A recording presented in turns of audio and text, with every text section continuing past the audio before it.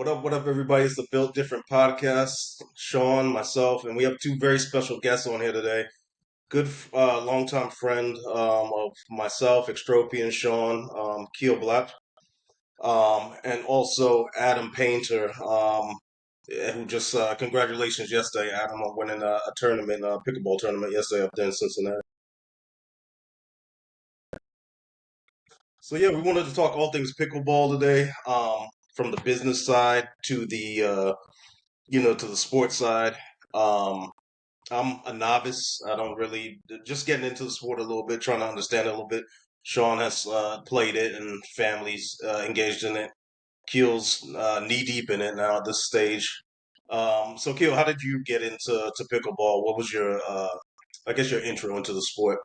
Yeah, thanks for asking, Ricky. And you know, I actually was at a holiday gathering with my girlfriend and meeting her family for one of the first times. And her older brother, believe it or not, was and still is a pro pickleball player. And so he invited us out to the courts, and we all played tennis growing up. And so that turned into us all getting our butts kicked in pickleball for an hour and a half over the holiday. And after that, I mean, that was just an incredible experience. And I had to get back out of the court to play some more and get better. So I started playing in Delray Beach. And then what I realized is I'd played it once before, maybe 4 years before that, in one of my neighbor's backyards in Orlando. He called it dash ball. Didn't even know what the sport was called. And we played it with wooden paddles, and I think his daughter's, like wiffle balls from the backyard, the very cheap, wiffle balls that go on a tee. And so just been having fun the last 2 years ever since. Yeah, Sean, what's your story? You kind of got introed into pickleball. Yeah, I started playing a little bit with my mom and my sister. They kind of got into it a little bit before me, and then I was the person that they'd call when they needed a fourth person. They'd be like, "Hey, Sean, come out. We need you here," and I'll be like, "Okay, sure." So I started playing, and I haven't played in any tournaments or anything like that. Just mostly casual, mostly on outdoor courts when it's nice out. I know there's a lot of indoor facilities that are really great, but I like the idea of kind of playing outside and keeps it a little bit less expensive for me. But yeah, and then I've started helping out my sister and her boyfriend Robbie. They run events and leagues and stuff in the New Jersey and Eastern Pennsylvania area. So sometimes helping them out with those events and running stats, things like that. But yeah, it's a cool sport to be around. It's great to see how big it's gotten, how much it's like evolved and grown. And yeah, it's just cool. It's a cool vibe, cool people, cool community. So we lost Adam here for a second. I'm not sure if you're able to wrangle him back in, but Yeah, I will text him. He's on the move and on the drive, so we may just have to cut this part and bring him back in. But let that's me fine. let me just text him real quick and see. Yeah, no worries. And cool thing is Keel is actually at Adam's establishment.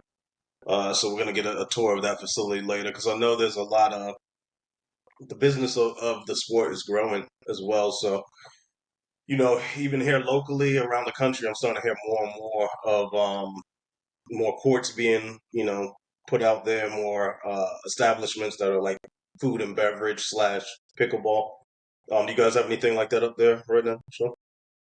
Um, there's definitely some facilities that have indoor pickleball courts, and there might be a few places that have kind of a restaurant attached to it. I played one down in Texas one time when I was on a little mini vacation. Hmm. Up in New Jersey, I haven't seen too much there. But yeah, enough about that though. It looks like Adam's back. Adam, you want to talk a little bit more about your introduction to pickleball and your experience with the sport?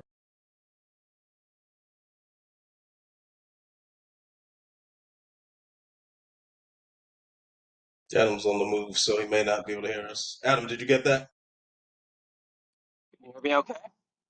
Yeah, Yeah. yeah. We were asking for your intro, like, what was your experience, your introduction into pickleball? How did you get into it? And then how has it kind of grown from there? Yeah, absolutely.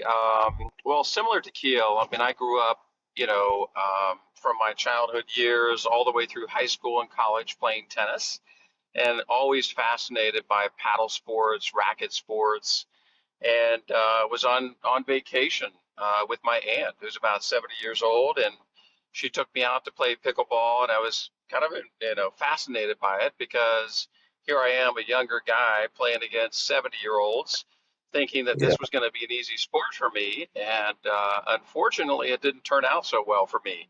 The 70-plus-year-old players ended up just absolutely crushing me on the court because not really knowing the sport, I ended up learning some pretty hard lessons that day, but very fascinated by it. I thought it was, very, it's a smaller court, so you're closer to other players, much more social. You have this sense of community. You end up meeting new people, and really just fell in love with it. And so much so that started playing 3 to 4 times a week in Cincinnati at a local park for free.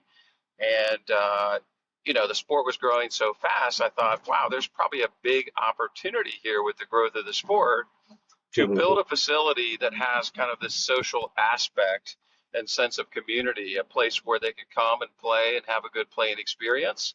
And then afterwards, sit down and have a nice dining experience, or have some cocktails or beverages after they end up playing. Because once people play the sport, you meet new people. They tend to want to hang out, stay together, and get to know one another. So, what an incredible journey! And now I'm part owner of a facility in Cincinnati called Aces Pickleball and Kitchen.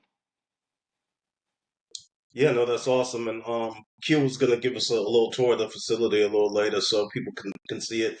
And that's what I was telling Sean before you hop back on. It's like I'm seeing it now. The business of the sport is now food and beverage and the social aspect of it.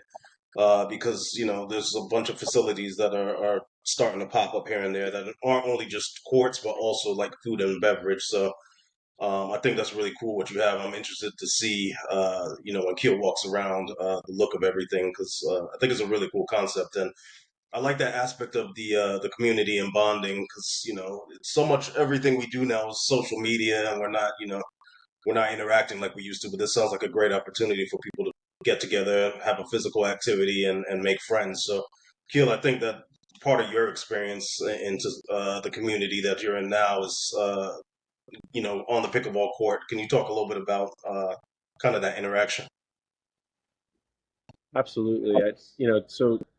Kelsey and I like to travel and go visit new places. And what's been such a blessing about pickleball is that anywhere we go, we can find other pickleball players and connect and meet. But especially when you're moving, I recently moved and been spending more time from Delray Beach, Florida to Cincinnati, Ohio.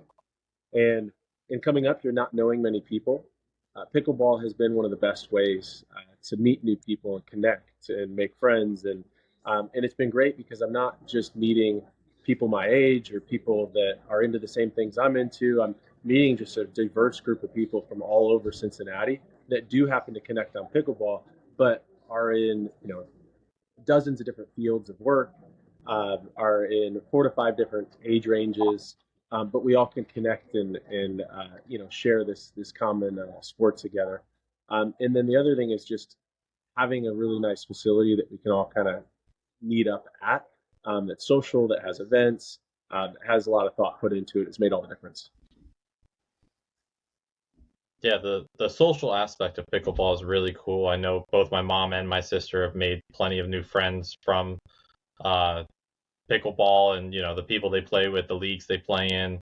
And yeah, I mean, having a facility like that too, where it's not only is it playing and competitive playing, I'm sure it's also somewhere where you can get food, you can get drinks, have that hangout afterwards. It's like a happy hour, but like while you're playing the sport that you love.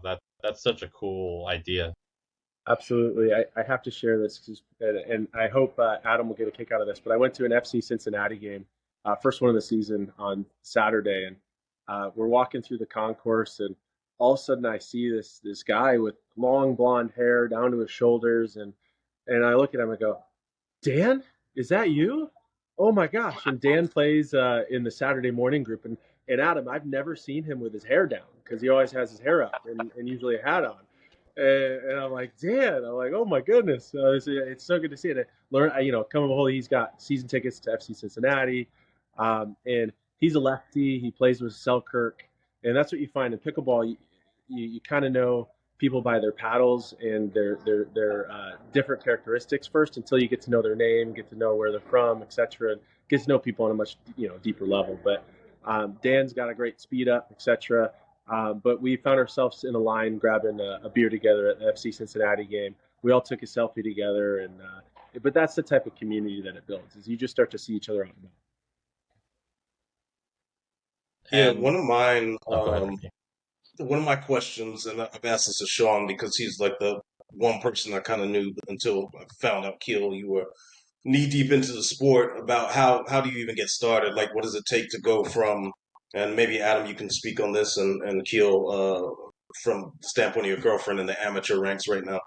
How do you kind of go from just playing and doing a recreational sport to amateur to then professional? How does that whole system work? Adam, I'll let you take that one. Sure. Yeah, absolutely. Well, first of all, I mean, we're fortunate in Cincinnati to have a lot of really nice public parks. And public parks, if the city maintains them and county maintains them well, I mean, they offer a lot of, access to courts. So fortunately, with the explosion of the sport, I think Cincinnati's done a relatively good job providing access to really good courts. For example, there's over 20 courts on the river downtown Cincinnati where there was a major tournament that just happened last week. And the people of Cincinnati know that they can go there, they can get access to those courts for free. So, and then you start to learn more from the people that go to these facilities about what other opportunities exist, whether it's lessons or clinics or leagues. You go to different clubs and they have different types of programs, whether it be, 101 for new pickleball players, or leagues for new players. So, again, I think once you start going and meeting people, they're so free to share information on how to help you. And that's really what's nice about the pickleball community. The pickleball community really does like to help each other. They're an unbelievable resource for one another. So, and I think the pickleball community in Cincinnati is phenomenal. It's very tight, and very helpful. And that's how you end up learning about what's available in the market. And you learn about where to go and what level of players exist in those different types of facilities. For us at ACES, we like to offer something for everybody. You're not going to have a huge percent of players that are, let's call it 4.0 and above, 4.5 skill level and above, which is a fairly high level. It starts at about 2.5, which is more the new player.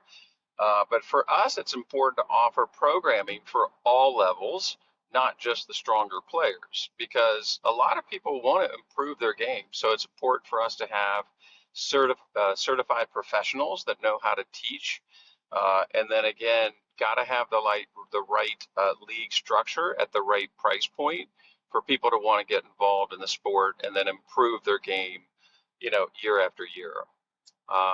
So that's a little bit about how to get involved, what kind of information's out there, and the type of service that we provide at our facility. And I was going to say, to add to that, I think, Adam, you mentioned, and I agree, Cincinnati has so many good public courts, but then it also has, like you mentioned, the facilities and the coaches where people can go and get the training that they're looking for to go from 2.5 to 4.0 to 5.0 to pro. And part of the difference in the game is, 2.5 to 3.0 to 3.5 is just learning the fundamentals, learning the scoring. And then once you get to 3.0, 3.5, you're learning how to develop, shot patterns, how to drop into the kitchen, how to dink.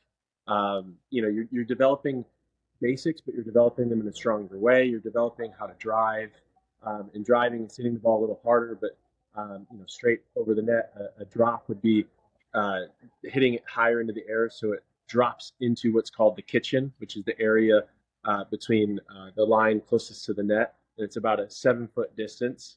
Um, and then you have drips, which are a combination of a drop and a drive, and that's probably starting to happen closer to 4-0 and above when people start picking up the pace of the game. And then between 4-0 and 5-0, the pace of the game really speeds up until you get to 5-0, and then it slows back down again. And that seems kind of weird, right? You would think that the more advanced you would get at a skill, the faster, or in a sport, the faster that the pace would go. And that is true to a certain point, but actually the more skilled players get at pickleball at the highest level, the slower the points get and the longer they get, until at which point someone makes a mistake or sets themselves up for a shot that they can speed up and put in an accurate but aggressive position. And it's always playing for the next ball. So that's really the difference maker. It's consistency building up to strategy, and then combining that consistency, that power, and that strategy at the highest level. Yeah, and I think Adam said he came from a tennis background. Keal, I think you may have a tennis background as well. So tennis is obviously a feeder into pickleball, little bit. And even though the sports are commonly talked about in the same area, because it's kind of similar look, similar, court kind of style, but the actual game itself, to me, has always been very different. Like, especially once you get to the higher level, at the lower levels, where you are just trying to drive it and hit it as hard as you can, it's kind of more similar. But like Adam said, when he was playing against the 70-year-olds, he's driving, and they're not driving it back because they don't need to. They just hit it softly over the net and just return it. And the other thing too is I think pickleball requires a lot more patience, and that's kind of what you were alluding to, Keal. Correct me if I'm wrong. That at those higher levels, it's not about who can smack it first. It's about who has the patience to wait for the right opportunity to smack it or to drive it, I guess is the proper term. Yeah, smack it, spin it, bop it, scorpion, crack at it. I don't know. What are the right terms that we should be using here today, Adam? Well, I wanted to share an interesting perspective that I learned at this National Pickleball League, which is it's a senior pro league, and there's 12 teams, 14 players per team across the U.S. And here's what I would tell you, and I think you think always that tennis players are going to be the most successful pickleball players. That may not be true. I played with a guy from Arizona. He was into wrestling and boxing when he was younger, growing up. And he didn't convert over to pickleball or try pickleball until about 8 years ago. And he was so awkwardly awesome. It was just incredible to watch. And it wasn't about, the best looking stroke. It was about his speed, his ability to anticipate where the next shot's going to go. And it was just kind of amazing to watch him. This guy that really didn't grow up playing tennis. He didn't have tennis-like skills and strokes that were beautiful. It's just that he was so accurate and precise with his shots and understanding where to go next, where to be to make the next shot. And it's true. I mean, patience in this game is critically important. He was one of the most patient people that I've ever seen on the court, which ultimately led to his success on the court. And it was just incredible to watch. He had incredible hands, incredible speed, and incredible anticipation, but he had zero tennis background. It's kind of amazing to watch. So there's hope for me then, I guess. You were mentioning like it starts at 2.5. I'll probably be starting at 1.0. Oh, yeah, Ricky, there's more than hope. You know what? There's some brand new, really nice paddles that will do it all for you. All right. What I would tell you is that I am 59 years old, and I learned so much over the weekend, even at the level where I am, senior pro, from this guy that didn't have a tennis background, but he was incredible, and he was a good teacher and very very individualized to the person and very patient with us, even though he was playing at an extremely high level with the best players in the country. So it's awesome that at 59, you can still learn a lot, from people. And I think the learning just continues. And when you tell yourself that you're there, you don't need to learn anymore, that's a problem because the game continually evolves and changes over time. Yeah, I think no, that's very interesting. So, could you guys talk a little bit about too, like how? Because I know Keel, you've mentioned your girlfriend Kelsey has played against pros before, and she's still at an amateur ranking right now. Um, what does somebody, say you go from the progression of like you pick it up, you're playing recreationally, you're starting to enjoy it. How does entering a tournament look like? What would somebody like myself, if I'm progressing through this thing and I want to enter a tournament and test my skills against somebody in the amateur level, then the professional level, how would that work typically? That's a really good question. So, I will give this asterisk. Kelsey has a very strong tennis background. She played college tennis and had a lot of baseline. And being that her brother is a very good pickleball player as well, she's had a good community and folks here that have pushed her. But with that said, it's from an amateur standpoint, you work your way up from that 2.5 to 5.0. Now, if you're already starting at a higher level, you can enter into tournaments at a 4.5 level or 5.0 level as an amateur, and there's really nothing holding you back from that standpoint outside of there's a ranking system called Duper. And so based on the initial matches that you play, it'll sort you out in the ratings, right? And then you'll have a level of suggestion. Oh, want to make sure. There we You're go. good. All right, yeah, it just broke up for a second. So, but then there's a suggestion of which levels you can sign up for. But once you get to that higher level near 455, you can go to qualify for a pro tournament. So you can't get in automatically as a pro because there's too many. There's not enough spots for everyone to play. Right? There's draws. Some draws are 64 players, etc. The main draw. Other draws are a little bigger for larger events. But regardless, there's almost a tournament before the tournament that's called a qualifier in order to get in for typically only 4 spots.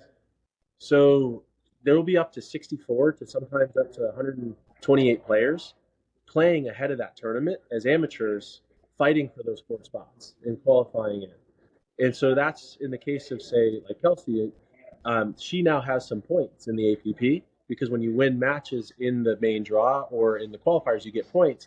But until you have enough points to qualify for those main draw spots, you have to win your way through those qualifiers as an amateur to be able to play the pros. And the example I give is this last tournament in Cincinnati, she had to win through a qualifier in order to play in the main draw, and then she won a main draw event. And that's why you'll have people traveling and playing in qualifiers all around the country until they have enough points to get into the main draws over and over as an established pro. And Keel or Adam, whichever one of you wants to answer this, if you don't mind, let's talk a little bit about like the organizational structure of pickleball because it's not necessarily as simple as some of the big four sports where you got the main league that everyone knows, like NFL, MLB, whatever.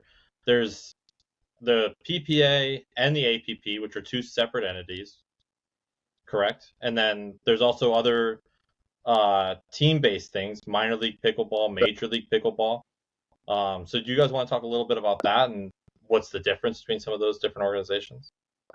Absolutely. And Adam, I'd say why don't you jump in and then I'm happy to add any color to it as well. Yeah, so that is correct. So two major tours, APP and then PPA. And you can cross over and play either of those tours. That's not a problem from an amateur standpoint. And professional's a little bit different. If you're a contract player for PPA, you can't cross over and play the other tour. But if you're an amateur and working through the skill levels, you can cross over and play both of those tours. That's not a problem at all. If you're an so you also have, as you mentioned, Major League Pickleball. So Major League Pickleball, you go through a draft process. And, there's different levels of Major League Pickleball. There's the premier level, and then there's the challenger level. So two different levels. And there's a draft that occurs. Now, that draft is usually once per year, but I think they're going to change that. And it's going to be draft, and then it's going to be multiple years that you're on that team. But I'm not exactly clear on how many years you're on that team for. And that's going to be the premier level of Major League Pickleball. Is going to be the highest level pickleball in an organized way, run by a company that exists today. And then you have the challenger level of Major League Pickleball. That would be those players that are emerging and up and coming, trying to break through and get to the premier level. But when you enter tournaments, you're establishing a rating, particularly when you enter at an amateur level. You develop a rating, as Keal said. It's called a DUPR or Dynamic Universal Pickleball Rating. And the higher your rating is, you start to enter that skill level as you want to test your skills against like ratings. And as you improve that DUPR level, you should be improving or entering a higher level skill level to test your skills. It is very common for a lot of players to try to win tournaments, to not enter at the appropriate level. And then there are other players that really want to test their skills. And for example, you could be a 4.0 player, but you enter at a 5.0 level. So it goes both ways. But the goal and objective would be that you enter at the most appropriate level based on your rating. And again, your rating is evolving and changing based on the players that you're playing. So as you play more players, that data is all collected in DUPR, and that rating will perpetually change. It's more of a dynamic system. So a lot of different pickleball tournament opportunities that exist. Those organizations run sanctioned tournaments, but then you also have a lot of community-based non-sanctioned tournaments as well. So I would just say over the past 5 years, the opportunities have exploded, and the number of tournaments is probably 10 times greater than it was a few years ago. So significantly higher. And I know one of the biggest challenges is for people, it's making sure you're entering at the right level. That's one. And then the cost is becoming relatively expensive to enter tournaments that are sanctioned tournaments like APP and PPA. They get relatively expensive because they have fees, and then they have skill level fees and processing fees. So that is becoming a little bit of a challenge across the pickleball community. And I'll just do one more plug if I could. Yeah. NPL, National Pickleball League. So that is your tour for 50 plus years of age or higher. And that's 12 teams across the country, made up of 14 to 16 players per team. And they're competing over the next 6 months, one event per month in different cities, primarily in the Midwest or the South.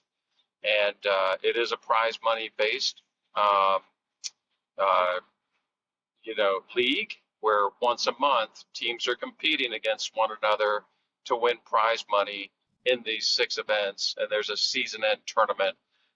And to become a part of the NPL, you have to be drafted to be on a team. So you have to go to a combine, you have to compete, and then the owners are actually drafting you to play on their team. So the opportunities to play at all different levels across tournaments and leagues is unbelievable. I mean, it's getting greater and greater, and a lot of opportunities to improve your skills.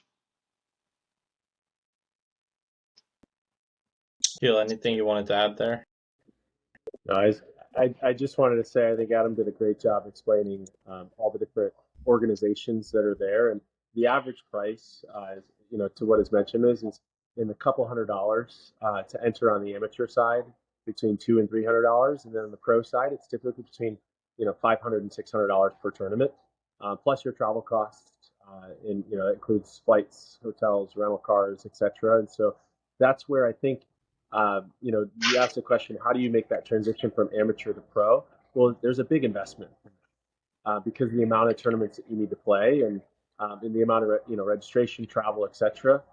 In order to establish yourself. And so it's really important for amateurs that are looking to go pro to be able to find sponsorships, backing, and support, whether it be through the paddle companies that are out there, whether it be through other gear companies, or whether it be through local support, local brands, because the costs, just like any other sport, add up for those, the low pros that are working their way up into the ranks, because they're not really seeing much of return unless they're performing to be able to at least get the registration back and or win some prize money in those events. And so that's where the sport has evolved a long way. And I have to give credit to the APP, for developing so much opportunity for up and coming amateurs and pros, and then also give credit to the PPA and MLP for what they've been able to do across creating salaries and paying and creating contracts in that way. And same with the APP for the top level players that are signed to play a specific number of events per year, and have other benefits associated with their packages, which can last up to 3 years. And with that said, I did want to ask Adam a question. I know with the facility, you've had to learn a lot about all of the paddles that are available. And what advice would you give to someone that hasn't played before on how to buy the right paddle and the different paddle brands? Yeah, very good question, very broad question. But I think, first of all, it's important to talk to somebody who's really involved in the sport and has a lot of experience. So been around a while playing the sport, probably has been playing with multiple different brands and who understands the brand, the major brands, and I will say the emerging brands. Because there are a lot of new brands coming into the sport. It just seems like every week I end up getting 2 or 3 emails with, an introduction email of a new paddle brand that's hit the market and they want to sell it at a facility like Aces. So I would say first, if you're new, try to talk to somebody who has a lot of experience playing the sport of pickleball first. And then that person should ask questions of the new player around, how often do you plan to play the sport? And do you see this as kind of a trial, like to see if you really like the sport? How much are you willing to spend? Because obviously the technology, like many sports or sporting equipment, as you get into more advanced technology, the price point is going to go up. So paddles range anywhere from, let's call it on the lower entry side, $40, all the way up to $300 now. Yola just launched new technology called propulsion technology. That's now a $280 price point. So a beginning player is not going to buy the best paddle on the market, but they're going to buy one per price point so that they can try and be introduced to the sport. So I would say as that player becomes more interested and involved in the sport, understanding the different technological differences is really important. And obviously there's so many resources online to do that exploration and so many written reports. That's really important to look at those resources as well as talk to different variety of sources that people who really know a lot about the sport, and also the new and emerging paddle brands and technology. That sounds good. And what we will do is Keal was going to give us like a tour of the facility, Adam. Maybe you can talk a little bit more about like some of the plans that you have while he's, kind of in the background showing off the the facility, kind of, when it opened, any future plans for like, branching out in the future. Um, Sure. Yeah, sure. First of all, our facility there, myself and my partner, uh, one thing that was really important to us is go out and research the marketplace, look at different parts of the country, look, and talk to people out in the market to see what works and what doesn't work. And we were looking for inspiration. We did look at a couple of models across the U.S. We thought were the models that we really liked. And we thought, bringing that to the community of Cincinnati that was going to be something unique and different was really important to us because our facility is in a lifestyle community with apartments, a couple of breweries on site. We have a stage for entertainment, some boutique shops. So it was important to get a facility not just focused on the sport of pickleball, but we hmm also wanted to have a full dining experience. And then you can start to see outside as Keal is going outside. You see the outdoor courts. So we not only have the indoor courts, 5, but we also have 6 outdoor courts. We have a unique covered court. That's court number 6. But you also have these gathering spaces, shaded space, because when you start to get into the summer months, it gets pretty hot out there in Cincinnati. So it was important to us to have these nice shaded spaces with fans. We have 30 TVs over around our property, around the courts, the indoor courts, the outdoor courts, and then we have on the opposite side of the facility, we have a dog park and a dog park plaza. So we've got something for everybody there, and music is really important because not only do you want somebody to come in and have the ability to watch their favorite sports team, we have a lot of sports fanatics in Cincinnati, a lot of great college teams and major league teams. So it was important not only to have a good viewing experience with being able to have watch parties, but music is really important. People love music when they're playing pickleball. They get really fired up and energetic when they hear their favorite song. Some people get it pretty intense too. So we have 40 speakers, high quality surround sound speakers on our facility as well. So we're more of an entertainment facility destination, if you will. Because again, remember, pickleball is a fun, social, can be competitive sport, but we wanted a lot of space where people can hang out. We have all kinds of yard games throughout our facility. We have ping pong, we have shuffleboard, we have Connect Four, we have Jenga. So for us, it's about bringing the community together from all ages. Um, we just wanted to make sure that we could bring the families together. If they wanted to hang out together, we have something for everybody to do on our property. But no, the place looks really interesting. I mean, it it's not, I think it's a good place. I was gonna mention to him because for somebody me like myself that's never played, it might be like a little, I wouldn't say intimidated to jump on the court or anything. It's an easier transition. You're just going to hang out. It's kind of like Top Golf. You're going out there. Excuse me, may not be like a great golfer, or you may not be able to hit a good driver, but you can go out to his facility and have some drinks, play maybe some of the other games, and then jump into a pickleball game and start to like get your bearings on the sport.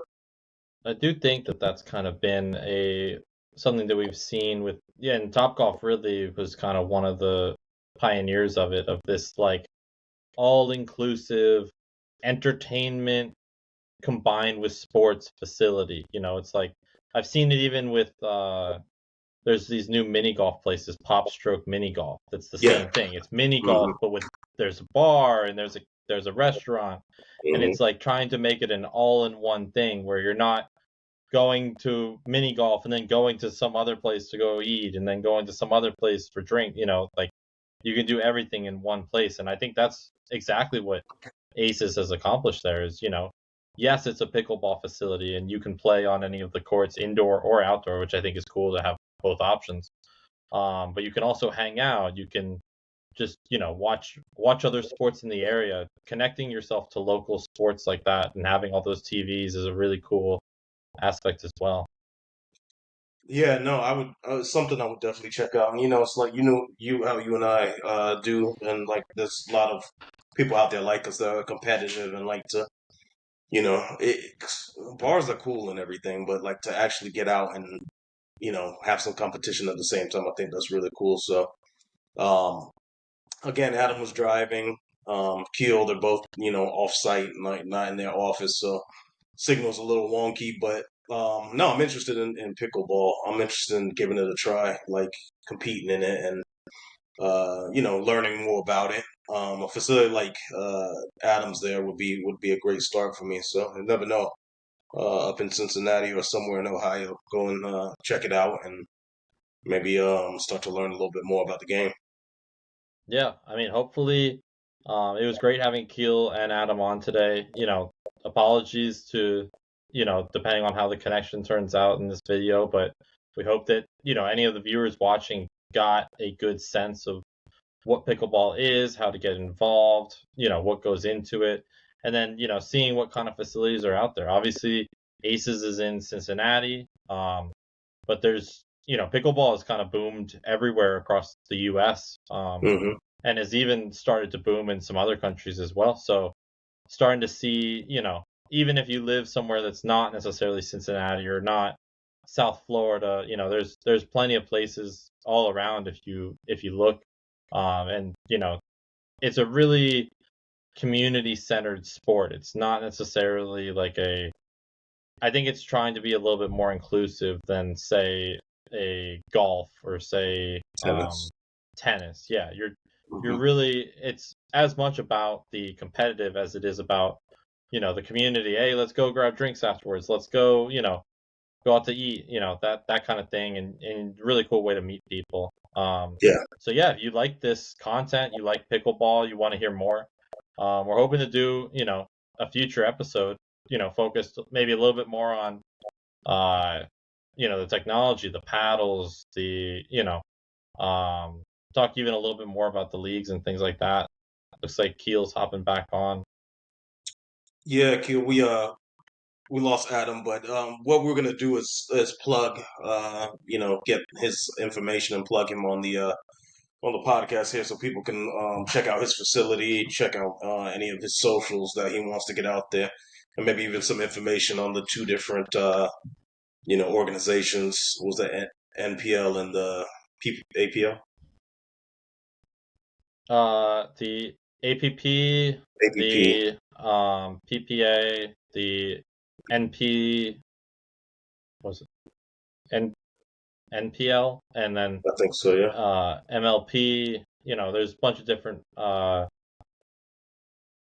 organizations. We can link to all of those if you want to get involved. And Yeah. um, I, yeah, I think as well it's a good thing as well because it's not age bias. You know what I mean? Like tennis, golf, basketball, boxing, anything you get into, there's always kind of the age groups. Like there's age bias really. You know what I mean? Like you start young and then you finish when you're in the 40s, 50s, whatever. And this one is like very diverse in the age range and the playing range. And as you heard them on the call, 20-year-old isn't gonna beat down a 80, 70, 80-year-old because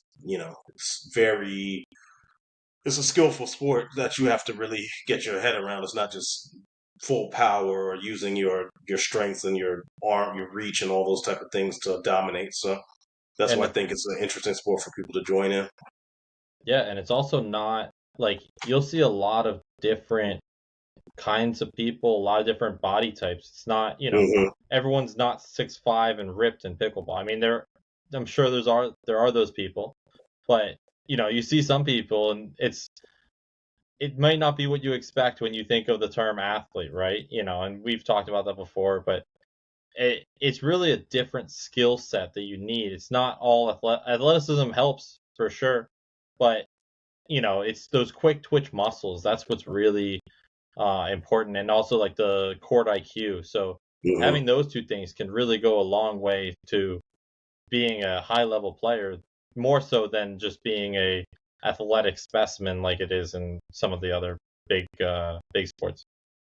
Yeah, so again, thank you to Adam, and thank you to Keel for hopping on. We'll plug their information in the podcast, and like, comment, subscribe. If you have any questions about pickleball, reach out to these guys. They're very knowledgeable. Again, it's a very social sport. Everybody's willing to help and to teach. So yeah, reach out to these guys. Check out Aces when you're in town. Any questions about that type of establishment, reach out to Adam. We'll plug his information. And as always, follow us, like, comment, subscribe, and any questions for us, with Extropian, just ask away. So, with that being said, we hope you guys enjoyed this episode, and we look forward to the next episode. I hope you guys have a productive week and an excellent weekend. Take care.